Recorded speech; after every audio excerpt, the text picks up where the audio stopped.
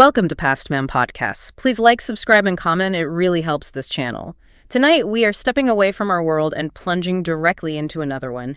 Picture it. We're going back to the 1830s. Right into the heart of London. And this isn't the clean, romanticized London you see in period dramas. This is a city caught in this magnificent, but also truly terrifying contradiction. Absolutely. On one hand, it's the undisputed capital of a global empire. You have this incredible hub of new technology. You can hear the roar of factory machinery everywhere. The clatter of carriages on cobblestones, a sense of progress. A sense of unstoppable progress. Yeah. But that's just the veneer. Underneath all that pride and innovation, the city was, well, it was suspended, caught between the new light of science and the very, very old darkness of fear. And that tension is really the key to our whole story, isn't it? It's everything. London was desperately trying to present itself as this rational, modern, enlightened place. But in reality, it was practically drowning in superstition, in profound social upheaval. And in actual physical darkness? Yes. The smog, the shadows cast by these new gas lamps that weren't quite doing the job they were supposed to. It created a psychological environment that was, let's say, perfectly primed for something. Inexplicable to step in. And into that chaotic, fertile ground of ambition and dread, a figure did step in. A figure who seemed, ripped straight from the city's worst nightmares. Appearing right at that intersection of urban grime and forgotten myth. And his introduction to the city was immediate, it was alarming, and the strange thing is, it was so consistent across completely separate neighborhoods. The witnesses, they all described a creature whose very movement seemed to defy the laws of physics. This uncanny ability to just bound over obstacles, to disappear into the night, it quickly earned him a name that, perfectly summed up his bizarre nature. Spring-heeled Jack. A name that sounds almost mechanical. Right. Mechanical, yet ghostly. Modern, yet somehow ancient. It's a perfect contradiction. So tonight, what we're going to do is a real thorough analysis of the source material. We're talking firsthand testimonies given to the authorities. The dramatic, and let's be honest, highly biased newspaper reports. And the painstaking, though often completely baffled, records left behind by the Metropolitan Police. We really want to understand how this single phantom figure became the physical embodiment of an entire generation's uncertainty. And, crucially, how he became the template for the modern urban legend. We have to try and forensically separate the facts from the fever. What aspects of these accounts were just sensationalized exaggeration? And what was the product of genuine collective terror rooted in something physical that was actually stalking the streets? To do that, we have to look not just at what people claim they saw, but ask why they were so willing, so ready to believe the impossible. So for you listening right now, this conversation is a unique shortcut to understanding that complex alchemy of urban fear. It shows exactly how verifiable events, technological limits, and sensationalist media can collide to create a terrifying boogeyman. A phantom who became so real, he continues to leap across the history books today. Let's begin by immersing ourselves in the London he haunted. When we study the 1830s, I think we often romanticize the grandeur of it all, but the sources we have, they paint a far more difficult picture of daily life. Let's really unpack the London that Jack operated in. It was a city of just extreme contrast. You have to think about the sounds, the smells. By day, you have this chaotic, almost vibrant symphony of industry. The factory whistles. The incessant whistles, the rhythmic pounding of steam hammers, the constant clatter of thousands upon thousands of carriage wheels on cobblestones. All of it promising progress, promising wealth. But that was only for the people who could afford to look up, right? That's a perfect way to put it, because below, in the alleyways, in the slums, was this crushing reality of poverty, of pollution. And the psychological landscape must have just fundamentally shifted the moment the evening fell. The change in light. Absolutely. The moment the sun dipped below the horizon, that promise of progress just seemed to recede. And while the Metropolitan Police were new, and the gas lamps were hailed as this incredible technological marvel meant to banish crime, they didn't quite work as advertised. They failed spectacularly to fully illuminate the city. The lamps cast this uncertain, flickering yellow glow that honestly only seemed to highlight and deepen the shadows around them. And that mixed with the fog. Ominously. The thick, sulfurous fog that rolled in from the Thames and the countless industrial smokestacks, it created this environment just built for maximum anxiety. You have the promise of light, but it's betrayed by the reality of this pervasive, clinging darkness. It's a perfect setup for fear. Precisely. Londoners were being taught, on one hand, to rationalize the world through science, through engineering, through early Darwinian thought. But on the other hand, they were just utterly unable to cope with the sheer speed of the social and physical change happening all around them. And this societal flux, the moral decay it seemed to unleash, it made the entire era just obsessed with the uncanny. Yes, and we're not just talking about some low-level rural superstition here. No, this was mainstream. It was a full-blown societal phenomenon. There was a genuine, you could say fashionable, fascination with ghosts, with alleged demonic intrusion, with unexplained visitations. Spiritualism was really taking off. Seances were becoming common. Seances became fashionable, middle-class entertainment. And the newspapers, which were just beginning to understand their power, knew there was this huge appetite for the unexplainable. So they eagerly consumed and amplified every single tale of a specter. So they were essentially preparing the public consciousness to accept the existence of something like Spring-Heeled Jack. The collective imagination was already running wild. So when the initial sort of tentative reports started trickling in before they hit the major papers, people weren't hearing these accounts in a vacuum of sanity. They were instinctively fitting this figure into an already powerful narrative of a world under siege by inexplicable forces. Which brings us to those earliest whispers of him, back in the early 1830s. Did these stories start in the press, or did they begin more organically? Well, they definitely started small and locally, primarily among the working population, the people who were exposed to the streets late at night. Coachmen, night watchmen. Exactly. Tavern keepers, travelers on the outskirts of the city. And at first, they weren't these headline-grabbing attacks. They were just profoundly unsettling observations shared in the relative privacy of a pub or the stables. And what our source materials show is this remarkable consistency, even among these early disparate accounts. I mean, if these were just the result of a bit too much to drink or tricks of the light, you'd expect far more variation in the stories. That consistency is the absolute bedrock upon which the legend was built. And it's crucial for us to separate the early fact from the later fabrication.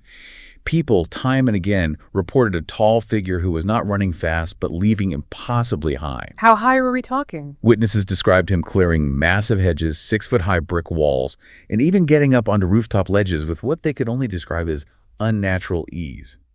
There was nothing humanly ordinary about the kinetics of his movement. And the sensory details they provided add this truly disturbing, almost industrial element to the fear. Yes, the non-visual details are so important here. Beyond the visual impossibility of the leap itself, the sound was universally reported as unnerving. Witnesses often mention that the impact of his landing was sharp and metallic. Metallic, like metal on stone. Exactly, which suggested extreme force and maybe, just maybe, some element of apparatus or mechanism. And then there's his appearance, which seemed to shift a little bit, but always retained this core strangeness. Precisely. Sometimes he was seen in a large, dark cloak, your classic specter's attire. But other times, and this is stranger, he was seen wearing this tight shape of white oilskin. Oilskin, like a sailor's gear? Kind of. It would reflect the dim gaslight, giving him this ethereal, unsettling sheen. And that combination, the metallic sound and this ambiguous shifting visual style, immediately suggested a figure that belonged to both the modern industrial age, with its springs and metal, and the realm of ancient shifting spirits. At this point, though, the police are largely dismissing these reports. They're chalking it up to drink, fog, mass delusion. They were. But the volume of reports just kept increasing, and they grew more specific and far, far more concerning. They were moving from mere observation to violent confrontation. And that shift from folklore to a citywide crisis occurred decisively in 1838. Spring-Heeled Jack stopped being this strange curiosity that just leaped away. He started being a malicious entity that inflicted harm. Yes, and this is the inflection point where the police could no longer simply ignore the phenomenon. So let's detail that escalation. What were the first clear signs that Jack was actively and, dangerously assaulting people? The initial physical assaults were genuinely bizarre. They often targeted isolated individuals or travelers on those country lanes bordering London's rapidly expanding suburbs. We have accounts, for instance, of a chilling encounter with one coachman. What happened to him? He described a figure suddenly hurtling out of the darkness and landing with this devastating force right on the roof of his carriage. And I'm guessing he heard that signature metallic clang. Absolutely. That sound was present every single time. The force was enough to immediately panic the horses, and before the coachman could regain control or even think about drawing a weapon, the figure slashed at him. Slashed him with what? Well, the injury felt like it was inflicted not by a knife, but by what the coachman called iron claws. And then just as quickly the figure was gone, vanished in that astonishing vertical, impossible leap. Iron claws. That moves us out of simple prank territory, doesn't it? This is a realm of deliberate, premeditated assault using specialized industrial-style apparatus designed to cause pain and fear. It raises the stakes far beyond simple thuggery. But even more unsettling was the introduction of these overt, unexplainable traits. We have the testimony of a young servant girl. What did she see? She recounted being blocked on her path home by a cloaked figure, and she described the now ubiquitous glowing red eyes beneath a hooded cloak. But the truly terrifying detail was his breath. She said it was hot and foul, as though tinged with sulfur. Hot, foul, sulfurous breath, glowing red eyes. Okay, we are no longer dealing with a simple prankster. We are firmly in the territory of overt, folkloric, demonic imagery.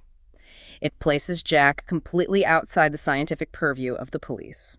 And this demonic imagery became concrete when Londoners began whispering about Jack's ability to breathe fire. Reports became widespread, claiming that blue flames sputtered from his mouth during confrontations. And these weren't just stories. People were getting hurt. Yes, causing actual burn injuries and, frighteningly, singeing hair and clothing. This is the detail that just paralyzed investigators. Because it's so theatrical, it sounds like something from a cheap stage show, but the physical evidence and the witnesses were just too difficult to dismiss. And attention is key. It sounded like the most exaggerated, implausible piece of melodrama, yet the witnesses, we're talking tradesmen, factory workers, coach drivers. They were ordinary, credible working people providing consistent accounts, which were then backed by evidence of genuine physical harm. It created a terrifying feedback loop. Credible people reporting impossible things. It did. But the true public panic, the moment this went from a problem to a crisis, erupted with a defining case. Jane Alsop. This is the moment Jack became a national terror. Take us through the details of that incident in February 1838. Okay, so Jane Alsop, she's only 19 years old. She's at home with her family on a street called Bearbinder Lane. It's a cold evening, and they hear this frantic, but also somehow authoritative knock at the door. And Jack used deception here, a calculated move designed to neutralize suspicion and get access. Exactly. When Jane answered the door, the figure identified himself as a police officer. Remember, this is a figure of authority, meant to symbolize the new order, and he urgently requested a light. What was his story? He claimed he had caught the notorious Spring-Heeled Jack in the dark lane, and he needed illumination to manage the prisoner. So Jane, naturally wanting to assist law enforcement, she complies and brings out a candle. A gesture of civic duty that turns into immediate terror. Instantly, the figure throws off his outer cloak, and Jane is confronted not by a constable, but by this horrifying sight. A tight-fitting white suit, clinging to what she described as an unnatural frame. Unnatural frame? What did she mean by that? It suggested an unsettling muscularity, or a shape beneath the fabric that wasn't quite human. And his eyes, she insisted, were glowing red, burning like coals in the dim candlelight. And then came the fire. The terrifying climax. He suddenly opened his mouth and a blue-white flame erupted toward her face. It caused this immediate searing heat that scorched her dress and singed her hair. And before she could even scream, the creature grabbed her arm. And the grip. It felt instantly, chillingly metallic. And he began tearing at her clothing with those razor-sharp claws. The specificity of this account, the white suit, the metal grip, the blue flame, the verifiable injuries, this must have lent immense, undeniable weight to her testimony. It must have forced the police to act. It absolutely did. It was specific, it was terrifying, and the injuries were immediately verifiable. She was only saved because her sisters rushed to her aid and managed to drag her back from the doorstep. And the attacker. As they did, the figure fled instantly. He made a truly impossible vertical leap over the garden fence with astonishing height and speed.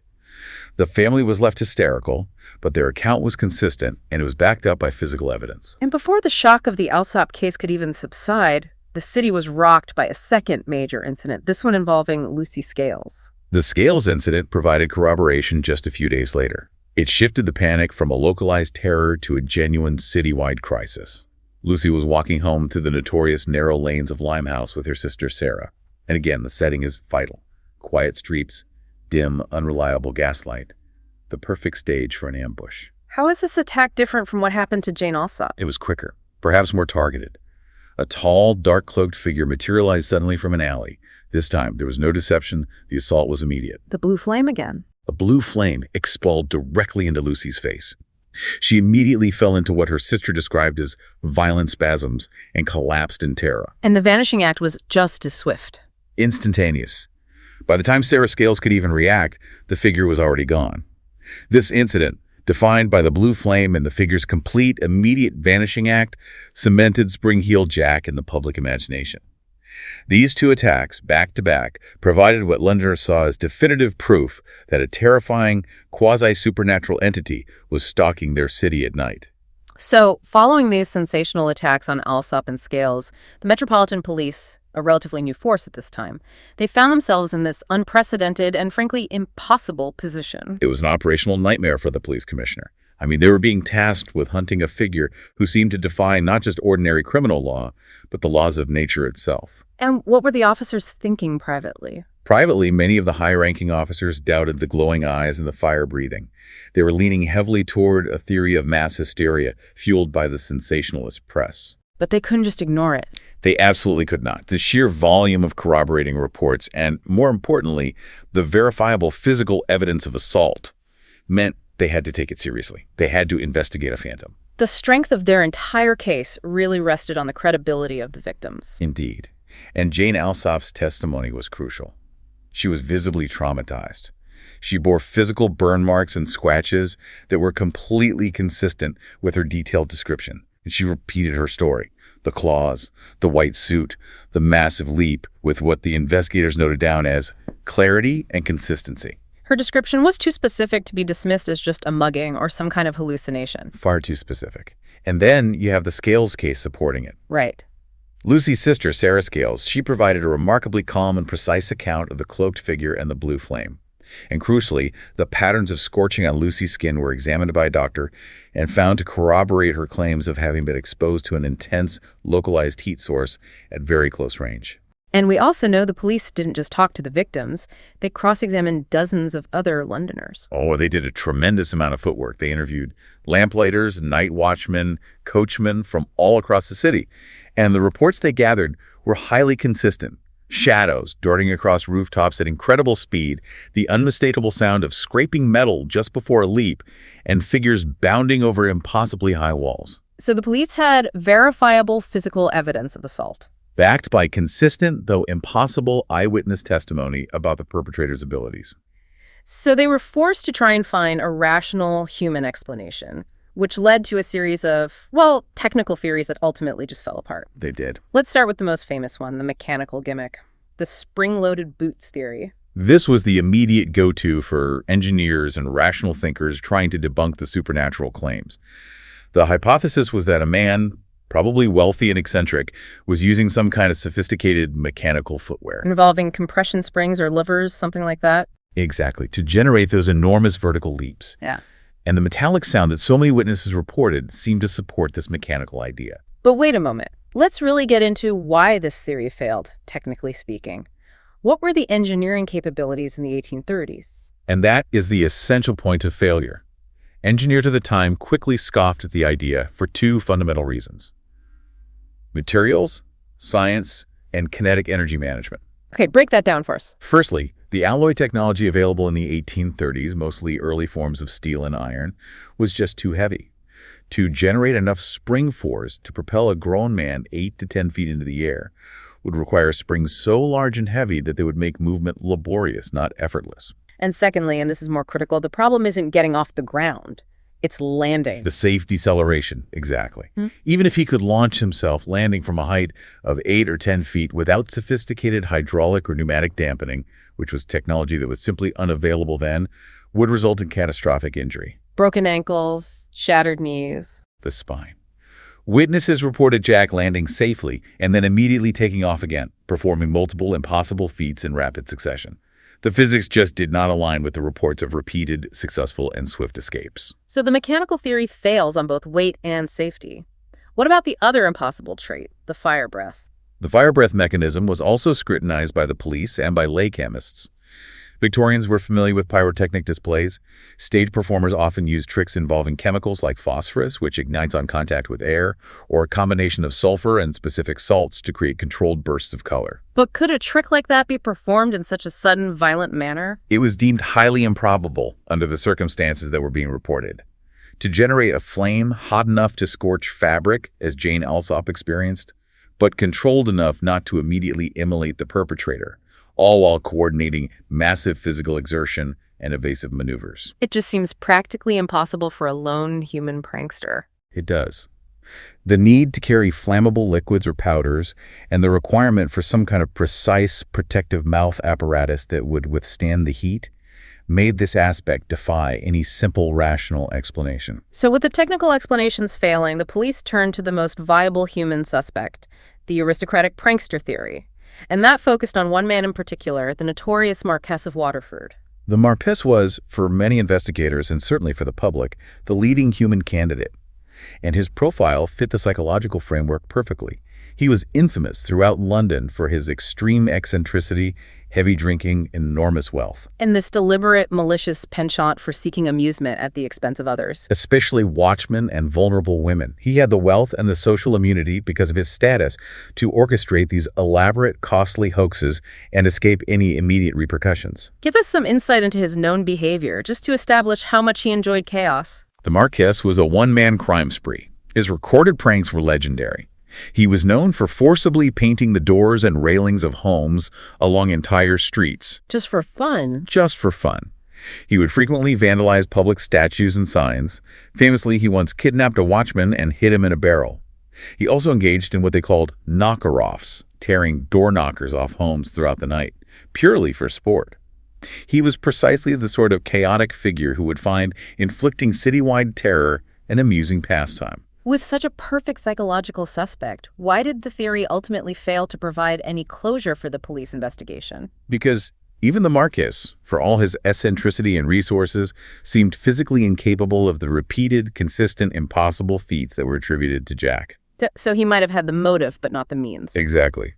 While he certainly had the motivation to wield metal claws or arrange theatrical stunts, there was just no evidence he possessed the physical conditioning or specialized training necessary to execute repeated, high-velocity, 8-foot vertical leaps onto rooftops and over high walls. It was widely concluded that even if the Marquis started the initial panic with a few elaborate pranks, the later, more spectacular sightings, especially the fire breath, were either copycats or something else entirely.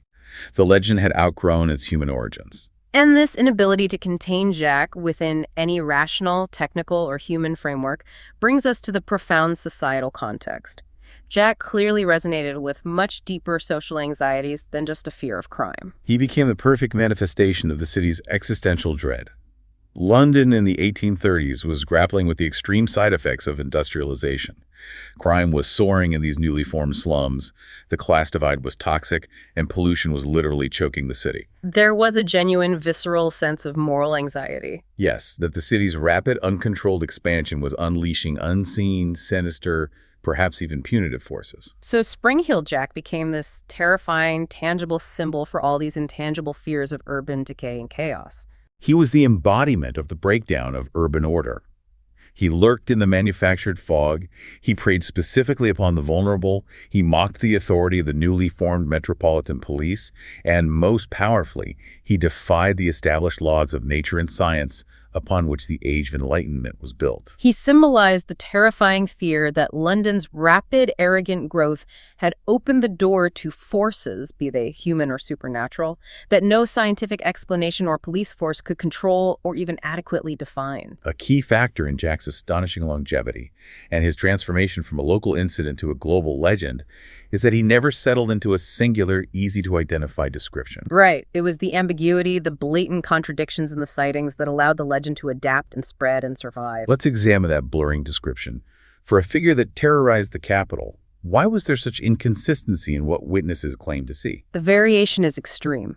Early witnesses reported him as tall and gaunt, but later accounts described him as short and stocky. And the attire shifted constantly. Sometimes it's the dark, demonic cloak. Other times, it's that highly conspicuous tight white or oilskin suit. Even his eyes were inconsistent. The famous glowing red coals were prevalent, but others swore they saw cold white or even blue lights. So what does that inconsistency suggest? It strongly suggests either a high degree of mass psychological projection or, as some police eventually concluded, a shifting cadre of copycats. And the tools of his terror, the claws and the movement, they were also described in confusing ways. The descriptions of the claws are a great example of this. They were described as cold, metallic talons by some victims capable of shredding thick cloth. Others described them merely as rigid, abnormal fixtures on his hands. And the police never found anything like that. Never recovered any tools fitting this description, yet the injuries were physically documented. Furthermore, the movement, while always impossible, was described by some as springing or bouncing like a cat, which suggests fluidity. But that fluidity was always accompanied by the sound of grating metal, suggesting a highly rigid mechanism that should have hindered his agility. He was a study in paradox. Absolutely. And this highly adaptable, contradictory nature made Jack perfect fodder for the era's booming mass media industry. He was a story just waiting to be sensationalized. He was. We have to look at the rise of the penny dreadfuls. These were cheap, serialized stories, published weekly, that seized upon public fear and amplified it tenfold. They weren't interested in truth. No, they didn't prioritize consistency or truth. They prioritized spectacle and terror for mass consumption. Explain the reach of the penny dreadfuls for our listener. How big were these things? These were the first true mass-market publications aimed at the newly literate working class. They were called dreadfuls because of their content, and penny because they cost only 1 penny. So they were accessible to virtually anyone. Yes, and their circulation figures just dwarfed traditional expensive newspapers. So when these publications seized the Spring-Heel Jack narrative, they immediately exaggerated his powers far beyond what the initial police reports contained. They took the leap and turned it into the impossible leap. Exactly. The illustrations in the Dreadfuls soon portrayed him with overt devil horns, massive bat wings, and grotesque steel talons. One particularly popular serial claimed he could effortlessly leap from the ground the way to the top of St. Paul's Cathedral in a single bound. And the widespread circulation of these tales, printed on cheap paper, ensured that everyone knew the shape and the capabilities of the legend, whether they were literate or not. Yes. So this phenomenon, real events being quickly magnified and distorted by accessible, sensational media, it really makes Spring-Heel Jack the archetype of the modern urban legend. He is arguably the first true modern urban legend. He was rooted in verifiable, documented assaults and genuine witness terror, but his essence was magnified exponentially by sensationalist media, rapid urban rumor, and collective societal anxiety. And that combination of fact and sensationalism made him instantly exportable. Across Britain and eventually the globe. And his geographic reach proves this. The reports didn't stay confined to London's gaslit streets. No, the legend spread like wildfire. In Sheffield, a figure matching the description was seen bounding over factory roofs, using the new industrial landscape as his playground. In Liverpool reported a creature leaping across entire streets, terrifying dock workers near the ports. And throughout the Midlands, farmers swore a devil-like figure was clearing massive stone walls and hedges with effortless ease. Whether these were true sightings or just copycats inspired by the penny dreadfuls. The societal fear, the myth itself, had clearly traveled successfully. And as the immediate threat began to recede, the figure of Jack began this interesting transformation in popular culture, shifting from a pure fiend to something far more ambiguous. The Victorian appetite for Jack was insatiable. As the initial police panic waned, popular culture sought to redefine him. Theaters began staging reenactments of his leaps, often using complicated pulleys and ropes. Toy makers were crafting figurines. Figurines based on the wildly sensationalized drawings in the Dreadfuls. And crucially, the penny Dreadfuls, always adapting to keep their readership, began transforming Jack's character. How did they manage to transform a monster into something more complex? They turned him into a dark, quasi-heroic vigilante. He started punishing evildoers and corrupt officials, using his impossible abilities not just for terror, but for a kind of twisted justice. So this cultural shift, recasting a monster as a figure operating outside the constraints of law and nature to achieve dark ends. It essentially created the early prototype of later masked anti-heroes and vigilante figures that would define 20th century fiction. Jack became the enduring symbol of defiance against societal constraint and corrupt authority. The fundamental mystery of Jack persists because 2 centuries later, no single explanation, be it mechanical or human, fits all the overwhelming evidence perfectly. When we look at the case in retrospect, what are the leading rational and supernatural theories that researchers today are still grappling with? The most common and, let's say, tidy, rational conclusion still favors the idea that Spring-Heeled Jack was not a single man, But a group. a small, sophisticated, and coordinated group of aristocratic copycats. This group would have had the resources to fund the bizarre costumes and any mechanical devices and the social cover to evade severe punishment. And this group theory explains the rapid geographic spread and the dramatic inconsistencies in appearance, since it wasn't one man, but several. But it still struggles with the sheer physical impossibility of the feats. And that is the enduring challenge. The consistency of the impossible, sustained vertical and horizontal leaps-clearing barriers that even highly trained professional acrobats of the time couldn't manage, that still undermines the purely human, rational theory. So if it was human, they were using methods that remain scientifically unexplained even now, given the known limits of materials technology in the 1830s. Precisely. And this vacuum of rational explanation is what keeps the supernatural beliefs alive, even today. Absolutely. For many researchers, both historical and modern, Jack must be explained through the lens of folklore. He was either a demon, an emissary of the devil sent to corrupt the rapidly industrializing city, or maybe an ancient fey creature who had somehow bled into the modern industrial world. And his fiery breath and his uncanny ability to just repeatedly and totally evade capture across decades, that remains the primary fuel for these non-rational theories. It does. What's truly remarkable is that Jack's presence refused to be relegated to history. His story persists deep into the 20th century, long after the gas lamps had been replaced by electricity and the Metropolitan Police were fully established. The figure simply refused to retire. The reports continued, though they were generally less intense and less focused on direct assault. We have accounts in 1904, in Warwickshire, of a figure seen leaping over massive barns. And what else? Descriptions of a creature perched silently on church spires in Devon. These later sightings reinforce the idea that Jack was evolving into something more spectral, a true wandering ghost of the industrial age, defined by his ability to jump. And this persistence across different centuries allowed Jack to enter modern cultural influence in entirely new ways. He moved from being a historical figure to an archetype. He is one of the most malleable characters in historical terror. He is heavily woven into Gothic fiction, the aesthetic of steampunk narratives, graphic novels, even modern music and video games. What do you think draws writers and artists to him? I think they're constantly drawn to his rebellious spirit, his defiance of physical and societal authority, and his mysterious, undefinable nature. This brings us to some of the most intriguing, if fringe, theories that emerged in the later half of the 20th century, particularly within the field of paranormal research. Right. As researchers in the 1970s and 80s began seriously examining long-term patterns of unexplained phenomena, aerial sightings, cryptids, interdimensional theories, they started looking back at detailed historical reports like Jack's. And they noticed some unexpected overlaps. Yes. The specific repetitive characteristics, the glowing red or white eyes, the impossible agility that seems to defy gravity, and the fiery or gaseous emissions are sometimes reported in modern close encounters around the world. So the speculation is that Victorian witnesses may have been attempting to interpret an ultra-terrestrial or an interdimensional phenomenon through their very limited available framework of demons, ghosts, and newfangled machinery. That is the current high strangeness speculation. Some researchers hypothesize that Jack might have been an early, highly documented close encounter, an entity from another dimension or reality, whose bizarre behavior was interpreted through the lens of Victorian religion and superstition. And the specific details, like the effortless clearing of physical barriers, fit patterns seen in modern high strangeness investigations. They do.